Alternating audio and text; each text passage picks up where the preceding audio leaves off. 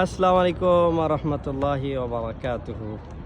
আলহামদুলিল্লাহ, আজকে মসজিদে নববী থেকে হেঁটে হেঁটে আমরা মসজিদে কুবার জিয়ারত করতে আসলাম।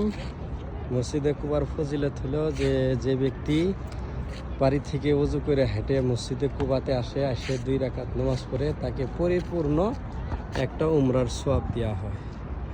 তো এটা মসজিদটা হলো, এর বিষয়ে কোরআনে আয়াত আছে, লামাসজিদুন উসসিসা আলা তাকওয়া মিন আউয়ালি ইয়াউমিন আহাক্কু আন তাকুমা ফি।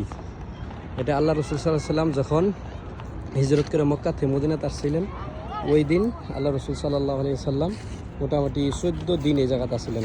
হিজরতের সময় 14 দিন এই জায়গাতে থেকে এই মসজিদটা নির্মাণ করেছিলেন। করে এখান থেকে আবার মদিনার দিকে, মদিনার রাস্তা হলো এই যে, এটা সিধা একদম হাঁটার রাস্তা। এই যে দেখেন, এটা একদম সিধা রাস্তা। এটা এই রাস্তাতে গেলে ডাইরেক্ট মসজিদে নববী পাবেন। এখান থেকে মসজিদে নববীর মিনারও দেখা যায়। আল্লাহ তাআলা সবাইকে মক্কা মদিনার জিয়ারত করার তৌফিক দান করুন। আল্লাহুম্মা আমিন। আসসালামু আলাইকুম ওয়া রাহমাতুল্লাহি ওয়া বারাকাতুহু।